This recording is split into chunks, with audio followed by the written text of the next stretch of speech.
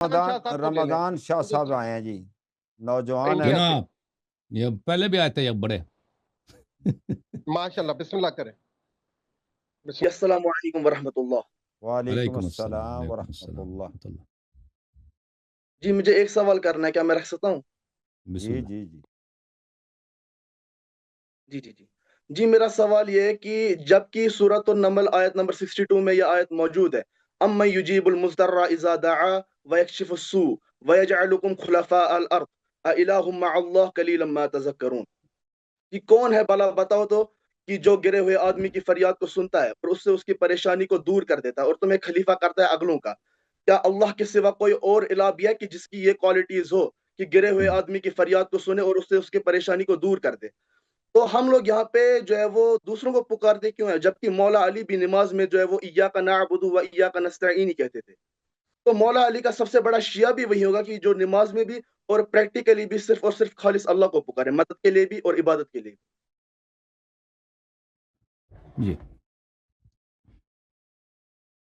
دیکھیں، جو جس آیت کی آپ نے تلاوت کیا نا، جس کو اللہ مضطر کی بیچارے کی بے نوا کی آواز سنتا ہے اور اس کو زمین کا خلیفہ بنا لیتا ہے، زمین کا بادشاہ بنا لیتا ہے، تو کتنے آپ نے لوگوں کو دیکھا جو مضطر ہو اور پھر اللہ تعالیٰ نے ان کی آواز سنی ہو اور اس کو زمین کا بادشاہ بنایا ہو۔ ہمیشہ یہی ہوتا ہے کہ جس مضطر کا اللہ اس کا داد رسی کرتا ہے تو وہ زمین کا بادشاہ بن جاتا ہے۔ جی میں اس آیت پر میں اس پہ بات کر رہا ہوں کہ جو جب کوئی آدمی جب جو ہے وہ پریشانی میں دیکھیں ہوتا ہے تو اللہ آپ تعالیٰ نے اس جس کی آیت کا پریشانی کو دور کر دیتا ہے۔ دیکھیں آپ نے جس آیت کا استدلال کیا اس میں یہی ہے نا کہ امن یجیب المضطر اذا دعاہ ویکشف السوء ویجعلکم خلفاء الارض، کہ کون ہے وہ جو مضطر کی ندا کو سنتا ہے جب مضطر اسے پکارتا ہے اور اس سے جو اس کی اضطرار ہے بیچارگی دور کرتا ہے اور پھر آپ کو زمین کا خلفاء بنا لیتا ہے۔ ٹھیک ہے نا؟ تو آپ نے کتنے، مثلا آپ بیمار ہیں یا کوئی علاج نہیں کر سکتا، یا آپ فقیر ہیں، مقروض ہیں، قرضہ ادا نہیں کر سکتا، آپ نے اللہ سے التجا کیا، اللہ نے وہ برائی دور کی، پر آپ کو بادشاہ بھی بنا لیتا ہے زمین کا۔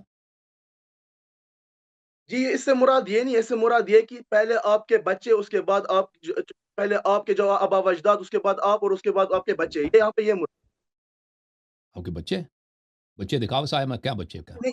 چلیں بھائی میں نہیں آپ کو بتاتا ہوں، یہ آیا مخصوص ہے بھائی، یہ آیا سب کے لیے نہیں ہے، یہ آیا صرف اہل بیت طاہرین علیہ السلام کے لیے، کہ اہل بیت طاہرین علیہ السلام مضطر ہیں، رسول اللہ صلی اللہ علیہ وسلم کے بعد امت نے ان سے برائی کیا، امت نے ان پہ ظلم کیا ہے، امت نے ان کے دشمنوں کا ساتھ دیا، غداری کیا، اور وہ بالکل بے نوا ہو گئے۔ تو اللہ ان کو وعدہ دے دیتا ہے کہ آپ مضطر ہیں، آپ نے مجھے ندا دی ہے، اور میرا وعدہ ہے کہ میں آپ کو زمین و زمان کا بادشاہ بنا دوں گا، میں آپ سے یہ آپ کی جو بے چارگی دور کروں گا اور آپ کو زمین کا خلفاء بنا دوں گا، زمین پہ آپ کو بادشاہت دوں گا۔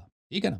الہ مع اللہ، اللہ کے ساتھ کوئی اور الہ نہیں ہے۔ قلیلا ما تذکرون، لوگ اس کو قلیل، بہت کم ہی اس کا تذکرہ کرتے ہیں، بہت کم اس بات کو یاد رکھتے ہیں۔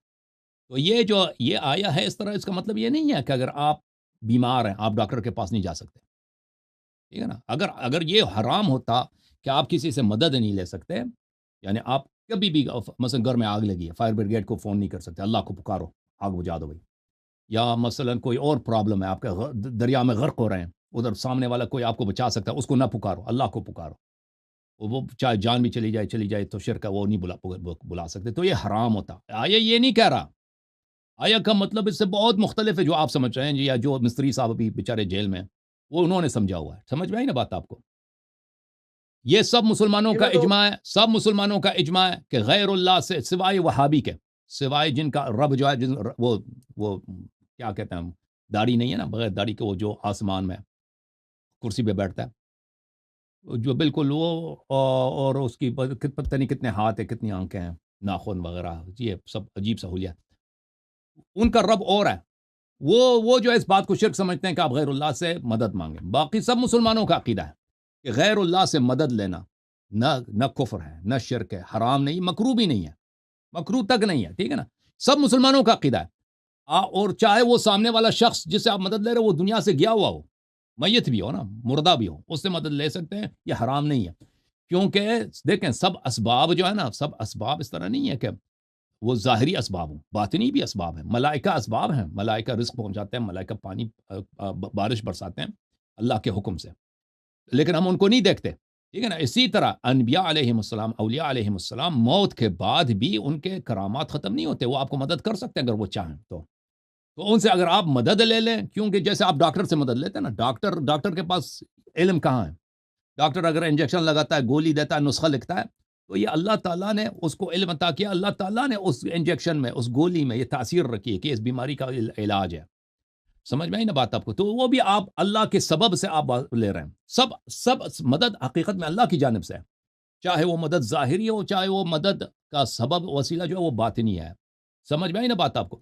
تو یہ سب مسلمانوں کا اجماع ہے، اور یہ جس آیت کی آپ نے تلاوت کی ہے اس کا دور سے بھی واسطہ نہیں ہے جس بات سے آپ اس کا ربط دے رہے ہیں۔ جی سر، جی جو یہ آپ بات کر رہے ہیں نا، یہ تو اسباب کا اڈاپٹ کرنا ہو گیا، وہ تو اللہ تعالیٰ نے بھی فرمایا وَتَعَاوَنُوا عَلَى الْبِرِّ وَالتَّقْوَىٰ وَلَا تَعَاوَنُوا عَلَى الْإِثْمِ وَالْعُدْوَانِ۔ تو آپ جو کہہ رہے ہیں کہ فرشتہ جو ہے وہ بارش برساتا ہے، وہ روحانی طور پہ، تو ہم لوگ تو یہ نہیں نا کہتے کہ یہ فرشتے بارش برسا، ہم تو اللہ کے لیے اللہ کو جو ہے وہ خالص کرتے کہ آپ بارش برساؤ، تو وہ روحانی طور پہ ہم انبیاء علیہ السلام سے بھی جو ہے وہ مدد طلب نہیں کر سکتے کہ آپ ہماری مدد کریں۔ کس نے بولا نہیں روحانی کر طور پہ سکتے؟ الگ ہو گیا، کس نے بولا ہے مدد نہیں کر سکتے؟ کس نے بولا؟ کس نے بولا ہے کہ انبیاء علیہ السلام؟ یہ کوئی حدیث، کوئی آیت دکھاؤ، دیکھیں نبی صلی اللہ علیہ وسلم زندہ ہے، آپ ہمیشہ نماز میں پڑھتے ہیں السلام، آپ سن لو نا، آپ سن لو، دیکھیں وَتَعَاوَنُوا عَلَى الْبِرِّ وَالتَّقْوَىٰ، کہ نیکی کے کاموں میں مدد دیا کرو، ایک دوسرے کی مدد دیا کرو، یہ ٹھیک ہے نا۔ یہ آپ کہتے ہیں نبی صلی اللہ علیہ وسلم کے لیے نہیں ہے، نبی صلی اللہ علیہ وسلم اب دنیا سے گئے ہیں، اگر وہ کسی کی نیکی کے کام میں، مثلا ایک مریض کا علاج ہے، ایک نظر سے، جیسے عیسیٰ ابن مریم علیہ السلام بیماروں کا علاج کرتے تھے، وہ ایک نظر سے آپ کے بیمار کے علاج کریں، کیونکہ میرے امتی جو ہے پریشانی میں، ڈاکٹروں نے اس کو علاج نہیں کر سکتے، تو میں اعجاز کے ساتھ، کرم کے ساتھ اس کا علاج کر لیتا ہوں، ٹھیک ہے نا۔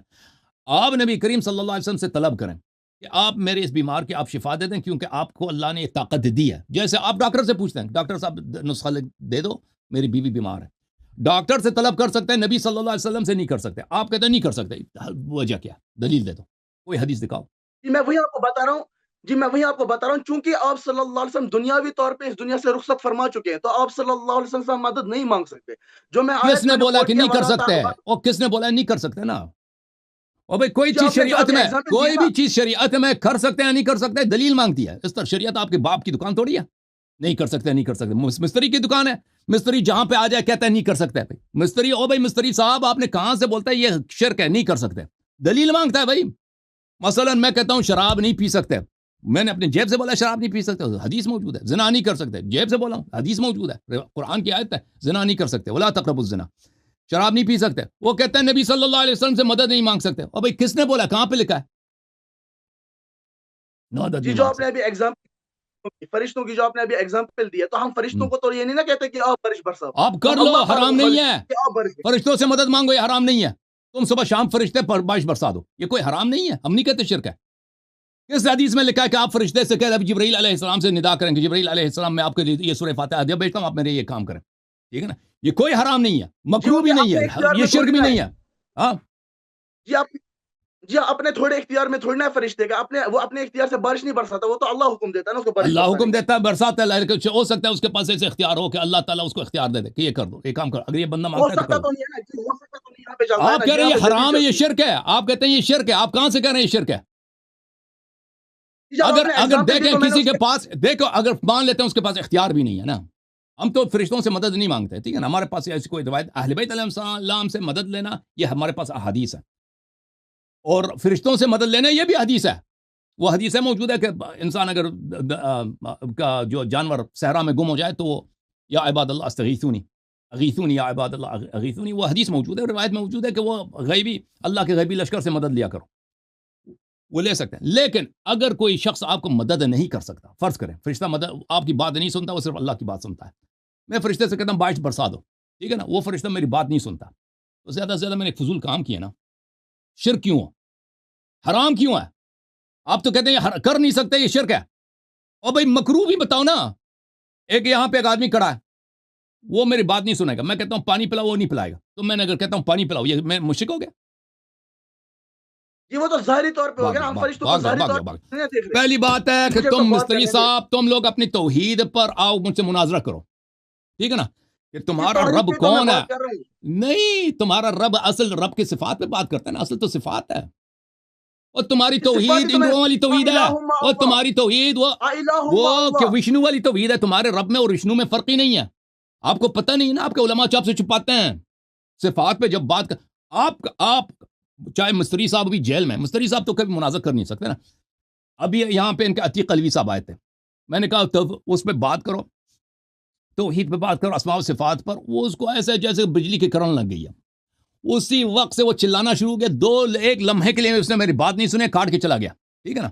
اب بھی میرا چیلنج ہے پورے علماء اہل حدیث کو، سلفی علماء کو، کہ آ جاؤ توحید پہ مجھ سے بات کرو، اللہ کے اسماء و صفات پر.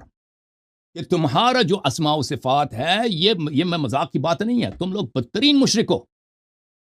مستری مرزا صاحب کے ماننے والے توحید میں اور اہل حدیث ان کے الہ میں اور مسلمانوں کے الہ میں زمین آسمان کا فرق ہے. آپ کا رب کا بالکل وہی ہے جو ہندوؤں کا رب ہے.